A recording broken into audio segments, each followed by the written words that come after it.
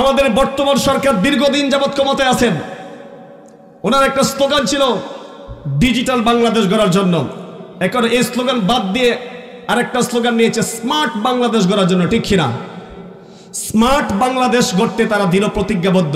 আমরাও চাই আমাদের বাংলাদেশ স্মার্ট হোক, ঠিক কিনা? সারা বিশ্বের মধ্যে মাথা উঁচু করে ধারাক, এটা আমাদের কামনা, চাওয়া, বাসনা, ঠিক কিনা? এবং বর্তমান সরকার সন্ত্রাস, জঙ্গিবাদ, মাদক মুক্ত সমাজ গড়ার জন্য দৃঢ় প্রতিজ্ঞাবদ্ধ, ঠিক কিনা? আমরাও চাই বাংলাদেশটা সন্ত্রাস মুক্ত হোক, জঙ্গিবাদ মুক্ত হোক, মাদক মুক্ত বাংলাদেশ হোক, আমরা সবাই চাই কিনা? কিন্তু কিছু মানুষ আছে জঙ্গিবাদের দোহাই দিয়ে, এই জঙ্গিবাদের তকমা, কিছু সুশীল সমাজের মানুষ আছে যারা নিজেদেরকে বুদ্ধিজীবী দাবি করে, এই জঙ্গিবাদের তকমা তারা আলেম ওলামাদের ঘাড়ে চাপাইয়া দিতে চায়, ঠিক কিনা? হলি অর্টিজমে যখন হামলা হয়েছিল, জঙ্গিরা যখন হামলা করেছিল, এইখানে কয়জন আলেম ছিল? সবাই কথা বলুন, কয়জন আলেম ছিল?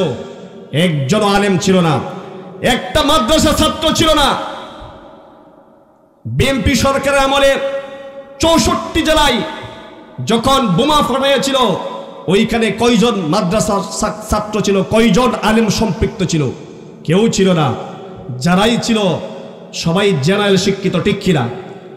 এরপরেও দুঃখজনক হলেও সত্য যে এই জঙ্গিবাদের তকমাটা কিছু মানুষ যারা নিজেদেরকে বুদ্ধিজীবী দাবি করে, এরা আলেমদের ঘাড়ে চাপাইয়া দিতে চায়।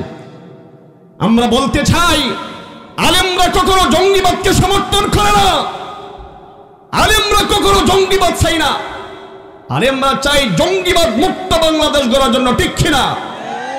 যে সমস্ত বুদ্ধিজীবীগণ আলেমদের বিরুদ্ধে তকমা দিচ্ছ, তোমাদেরকে বুঝে দেওয়া দরকার, যদি বাংলার তৌহিদি জনতাগণ তোমাদের বিরুদ্ধে রুখে দাঁড়ায়, তাহলে তোমাদের বাংলার জমিনে তাই হবে না, ঠিক কিনা? মহান আল্লাহ তাআলা বলেছেন, ইয়া আইয়ুহাল্লাযীনা আমানু দুখুলু ফিস-সিলমি কাফা, হে ঈমানদারগণ, তোমরা সবাই পরিপূর্ণভাবে ইসলাম ধর্মে দাখিল হয়ে যাও। নির্দেশ কার? আল্লাহর। ওয়ালা তাত্তাবিউ খুতুওয়াতিশ শাইতান, কখনো শয়তানের পদাঙ্ক অনুসরণ করতে পারবা না। কেন?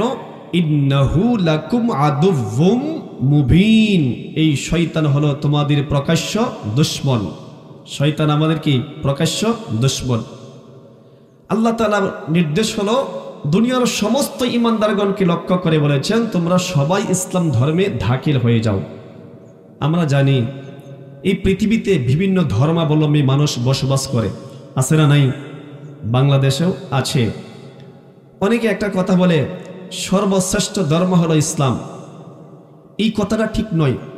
সর্বশ্রেষ্ঠ না, একমাত্র এই পৃথিবীতে যত ধর্ম আছে সমস্ত ধর্ম হলো বাতিল। অন্য কোনো ধর্ম আল্লাহর কাছে গ্রহণীয় নয়। যদি কোনো ধর্ম থাকতো তাহলে এটা সর্বশ্রেষ্ঠ হইতো।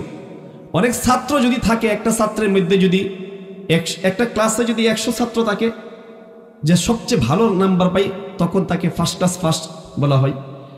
আর যদি না কেউ না থাকে, তাহলে তো অল ইন অল, সে একা। তো এই পৃথিবীতে একমাত্র আল্লাহ তাআলার কাছে মনোনীত জীবন ব্যবস্থা হচ্ছে ইসলাম। অন্য কোনো ধর্ম যা আছে সব বাতিল। তার মানে একমাত্র ধর্ম একটা, সেটাই কি? ইসলাম।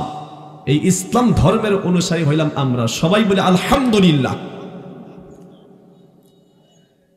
ইসলাম মানুষকে, একমাত্র ইসলামই পারে মানুষকে শান্তি দিতে, মানুষকে নিরাপত্তা দিতে, মানুষের অধিকার নিশ্চিত করতে, মানুষের মুক্তির ব্যবস্থা করে দিতে একমাত্র ইসলামই পারে, ঠিক কিনা? আমরা দেখেছি আইয়ামে জাহিলিয়াতের যুগে বড় বড় জাতি, তাদের অবস্থা কি হয়েছিল। আমাদের প্রিয় নবী হযরত মুহাম্মদ মুস্তাফা সাল্লাল্লাহু আলাইহি ওয়াসাল্লাম যখন পৃথিবীতে আগমন করলেন, নবুয়ত প্রাপ্ত হলেন, আল্লাহর পক্ষ থেকে মনোনীত জীবন ব্যবস্থা ইসলাম যখন পাইলেন, ইসলামের বাণী যখন প্রচার করতে শুরু করলেন, যারাই ইসলাম ধর্মে দীক্ষিত হয়েছিল, ইসলামী অনুশাসনগুলো মেনে নিয়েছিল, এবং এই বর্বর জাতিকে তিনি একটি সুখী সুন্দর সমৃদ্ধ জাতিতে পরিণত করেছেন। এটা হলো ইসলামের মাধ্যমে, ঠিক কিনা? বর্তমানে এই আধুনিকতার যুগে বিভিন্ন ধর্মের মানুষ বসবাস করে, যারা নিজেদেরকে সভ্য জাতি দাবি করে। কমিউনিজম, সমাজতন্ত্র, পুঁজিবাদ, এরা চেয়েছিল আল্লাহর দেওয়ার বিধান ইসলামকে বাদ দিয়ে বিশ্বের মধ্যে শান্তি প্রতিষ্ঠিত করতে, কিন্তু যারাই চেষ্টা করেছে সব জায়গায় তারা ব্যর্থ হয়েছে, ঠিক কিনা? প্রত্যেকটা জায়গায় তারা ব্যর্থ হয়েছে। তারা তাদের বিভিন্ন ধরনের পুঁজিবাদ, সমাজতন্ত্র, কমিউনিজম দিয়ে মানুষকে শান্তি দিতে পারে নাই, বরং সব জায়গায় অশান্তি, অশান্তি, দুর্নীতি, অনিয়ম। কারণ একটাই, তারা আল্লাহর দেয়া বিধানকে বাদ দিয়ে মন গড়া বিধান দিয়ে তারা সমাজে, রাষ্ট্রে, বিশ্বে শান্তি প্রতিষ্ঠিত করতে চেয়েছিল। এজন্য তারা ব্যর্থ হয়েছে, ঠিক কিনা? আমরা যাদেরকে বিশ্বের মোড়ল বলি, আমেরিকা, ব্রিটেন, রাশিয়া, চীন, জাপান, ভারত, আমরা এদেরকে মোড়ল মনে করি, আমরা এদেরকে আদর্শ মনে করি যে আমাদের দেশটাকে উন্নত সমৃদ্ধশালী করতে হলে তাদের কারিকুলাম অনুসরণ করতে হবে। তাদের কারিকুলাম যদি অনুসরণ করি তাহলে আমরা তাদের মতো উন্নত হয়ে যাব, আমরা আমেরিকার মতো উন্নত হয়ে যাব, ব্রিটেনের মতো উন্নত হয়ে যাব, রাশিয়ার মতো উন্নত হয়ে যাব, ভারতের মতো উন্নত হয়ে যাব। একবারে সম্পূর্ণ ভুল ধারণা। আপনি তাদের অবস্থা জানেন? খবর নিয়ে দেখেন, আমেরিকার মধ্যে সবচেয়ে অশান্তি, রাশিয়ার মধ্যে সবচেয়ে অশান্তি বিরাজ করছে, ব্রিটেনের মধ্যে সবচেয়ে অশান্তি বিরাজ করছে, ভারতের মধ্যে সবচেয়ে অশান্তি বিরাজ করছে। অনিয়ম, দুর্নীতি, কোন খারাপি, হত্যা, দর্শন।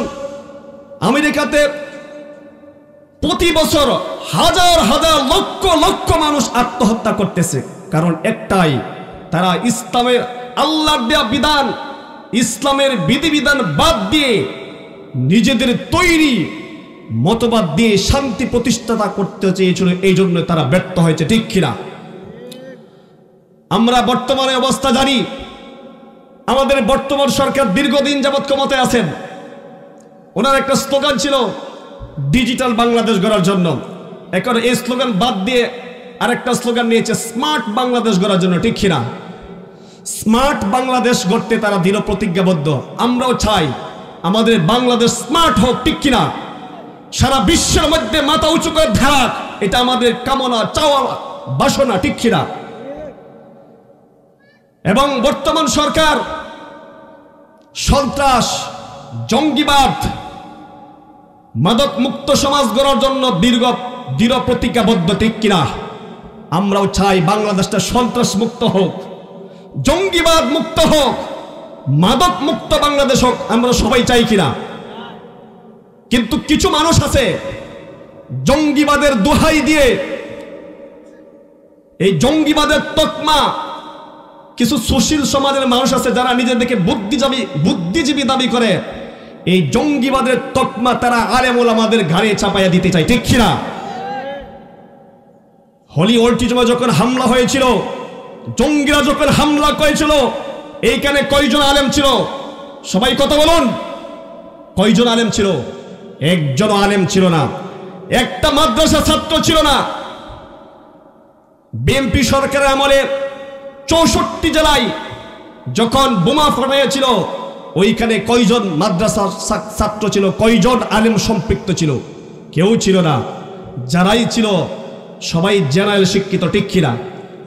এরপরেও দুঃখজনক হলেও সত্য যে এই জঙ্গিবাদের তকমাটা কিছু মানুষ যারা নিজেদেরকে বুদ্ধিজীবী দাবি করে, এরা আলেমদের ঘাড়ে চাপাইয়া দিতে চায়। আমরা বলতে চাই, আলেমরা কখনো জঙ্গিবাদকে সমর্থন করে না, আলেমরা কখনো জঙ্গিবাদ চাই না। আলেমরা চাই জঙ্গিবাদ মুক্ত বাংলাদেশ গড়ার জন্য, ঠিক কিনা? যে সমস্ত বুদ্ধিজীবীগণ আলেমদের বিরুদ্ধে তকমা দিচ্ছ, তোমাদেরকে বুঝে দেওয়া দরকার, যদি বাংলার তৌহিদি জনতাগণ তোমাদের বিরুদ্ধে রুখে দাঁড়ায়, তাহলে তোমাদের বাংলার জমিনে টাই হবে না, ঠিক কিনা? এই জন্য আলেমগণ কখনো জঙ্গিবাদকে সমর্থন করে না। এরপরে সন্ত্রাস, যত সন্ত্রাসী কর্মকাণ্ড বিশ্ববিদ্যালয়ে হয়, নামি দামি যত বিশ্ববিদ্যালয় আছে, সমস্ত বিশ্ববিদ্যালয়ে সন্ত্রাসী কর্মকাণ্ড হয়। ছাত্র ছাত্রীরা অস্ত্রে জনজন শোনা যায়, এক ছাত্র আরো ছাত্রকে হত্যা করে ফেলে। এটা বিশ্ববিদ্যালয়ে ঘটে, কোন মাদ্রাসার মধ্যে এই ঘটনা ঘটে নাই, ঠিক কিনা? এরপরেও কিছু মানুষ এই সন্ত্রাসবাদ শব্দটাকে আলেমদের ঘাড়ে চাপিয়ে দিতে চাই। আমরা তাদেরকে বলতে চাই, আলেমরা কখনো সন্ত্রাসবাদ সমর্থন করে না, বরং আলেমরা চাই সুখী সুন্দর সমৃদ্ধ বাংলাদেশ গড়ার জন্য, ঠিক কিনা? যারা আলেমদের বিরুদ্ধে তকমা দিচ্ছ, বিভিন্ন প্রকার অপবাদ দিচ্ছ, তওবা করো। যদি তওবা না করো, তাহলে আল্লাহর দরবারে, আল্লাহর আদালতে তোমাদেরকে দাঁড়াতে হবে। সেদিন তোমরা কোন সাহায্যকারী পাবা না।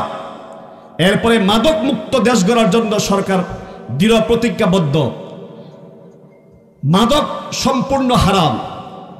এই সরকার উদ্যোগ নিয়েছে সন্ত্রাস মুক্ত, জঙ্গিবাদ মুক্ত, মাদক মুক্ত দেশ গড়ার জন্য। আলহামদুলিল্লাহ, ওয়েলকাম জানাচ্ছি।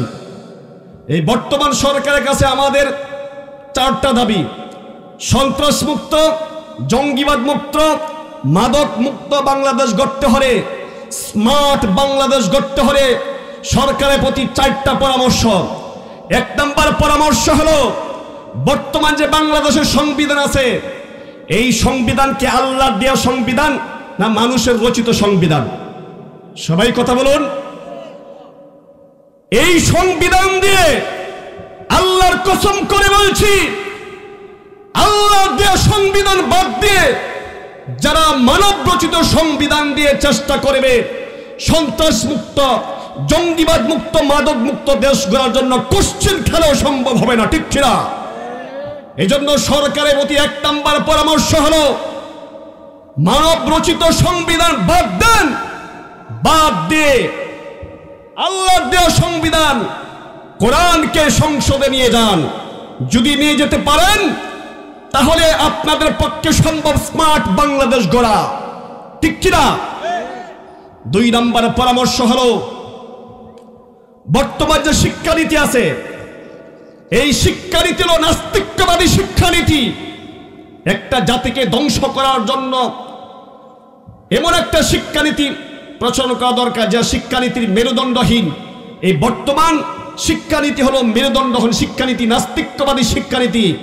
এই শিক্ষানীতি বাদ দিয়ে ইসলামী শিক্ষানীতি চালু করেন, তাহলে একবার টপ টু বটম বাংলাদেশের কোথাও অনিয়ম, দুর্নীতি, সন্ত্রাস, খুন খারাপি, হত্যা, দর্শন কিচ্ছু হবে না, ঠিক কিনা?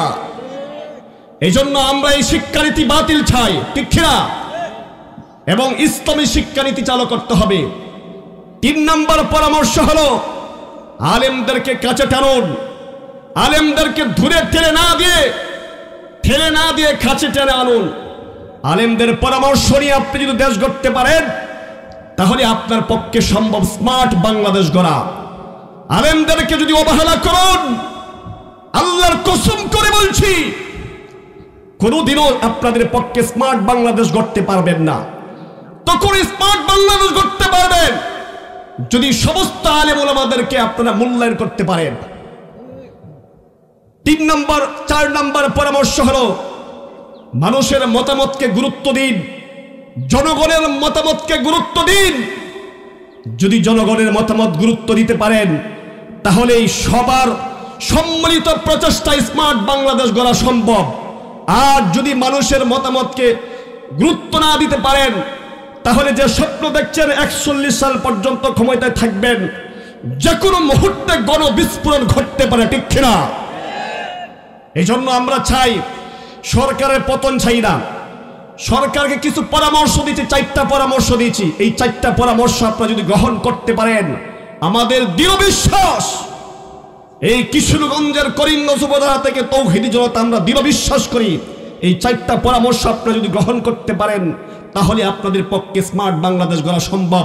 সন্ত্রাস মুক্ত, দুর্নীতি মুক্ত, মাদক মুক্ত সমাজ তখনই রাষ্ট্র গড়তে পারবেন। আর যদি নিজের মন গড়া মতো চলেন, দাদাকে খুশি করার জন্য, বিদ্রোহীদেরকে খুশি করার জন্য, আমেরিকাকে খুশি করার জন্য ইসলামী শিক্ষানীতি বাদ দিয়ে দেন, ইসলামী আইনকে তোয়াক্কা না করেন, তাহলে আপনাদের পক্ষে কখনো এই রাষ্ট্র গড়া কখনো সম্ভব হবে না।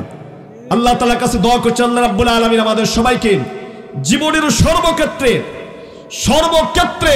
প্রত্যেকটা সেক্টরে, প্রত্যেকটা বিভাগে যাতে আমরা ইসলামী অনুশাসন মেনে চলতে পারি। কারণ আল্লাহর কাছে একমাত্র মনোনীত জীবন ব্যবস্থাই হচ্ছে ইসলাম। আল্লাহ বলেন সূরা আল ইমরানের 3 নম্বর আয়াত, ইন্নাদ দীনা ইনদাল্লাহিল ইসলাম। আল্লাহর কাছে একমাত্র মনোনীত জীবন ব্যবস্থা হচ্ছে ইসলাম। যারা ইসলামী বিধান বাদ দিয়ে মানব রচিত কিছু আইন দিয়ে চেষ্টা করবে, দেশে শান্তি শৃঙ্খলা প্রতিষ্ঠা করতে কখনো সম্ভব হবে না।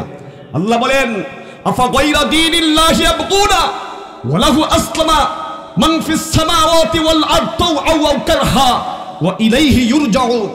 তোমরা কি ইসলামী অনুশাসন বাদ দিয়ে, ইসলামী বিধান বাদ দিয়ে সমাজে শান্তি শৃঙ্খলা প্রতিষ্ঠা করতে চাও, অন্য কিছু তালাশ করো, অথচ আসমান জমিনে যারা আছে ইচ্ছাই হোক অনিচ্ছাই হোক সবাই আল্লাহর কাছে সমর্থন করেছে, অবশেষে সবাইকে আল্লাহর দিকেই ফিরে যেতে হবে, ঠিক কিনা? এজন্য আমরা চাই জীবনের সর্বক্ষেত্রে ইসলামী অনুশাসন মেনে চলার জন্য। আজকে যুবকগুলো নষ্ট হয়ে যাচ্ছে, যুবতগুলি নষ্ট হয়ে যাচ্ছে, মানুষের চরিত্র নষ্ট হয়ে যাচ্ছে, কারণ একটাই, আমরা ইসলামী অনুশাসন বাদ দিয়ে দিয়েছি, ঠিক কিনা? ইসলামী অনুশাসন যদি মানতে পারি, সর্বক্ষেত্রে ইসলামী অনুশাসন যদি মানতে পারি, তাহলে আমি আদর্শ মানুষ হইতে পারবো। আপনার ছেলে হবে চক্ষু শীতলকারী ছেলে, আপনার মেয়ে হবে চক্ষু শীতলকারী মেয়ে। এজন্য আসুন নিজে ইসলামী অনুশাসন মানি, আমার অধীনস্থ যারা আছে, পরিবারে যারা আছে, সবাইকে ইসলামী অনুশাসন মানার জন্য আমরা উদ্বুদ্ধ করি। আল্লাহ তাআলা আমাদের এই দেশকে ইসলামিক দেশ হিসেবে কবুল করুক। আমরা চাই এই কোরআন মসজিদে না থেকে, ঘরে না থেকে কোথায় যাক, সংসদে যাক। এজন্য আমরা একটা স্লোগান দেব, আপনারা সবাই বলবেন আল কোরআনের আলো সংসদে ঝালো, আল কোরআনের আলো সংসদে ঝালো। আল্লাহ তাআলার কাছে দোয়া করছি, আল্লাহ রাব্বুল আলামিন আমাদের সবাইকে ইসলাম ধর্মের অনুশাসন মানার চেষ্টা সর্বক্ষেত্রে যাতে মানতে পারি, এবং কোরআনকে যাতে আমরা দেখতে পারি, কোরআন যাতে সংসদে চলে যায়। এই আশা রেখে আমার সংক্ষিপ্ত কথা এখানে শেষ করছি। আমার তাওফিক ইল্লা বিল্লাহ। আসসালামু আলাইকুম ওয়া রাহমাতুল্লাহি ওয়া বারাকাতুহু।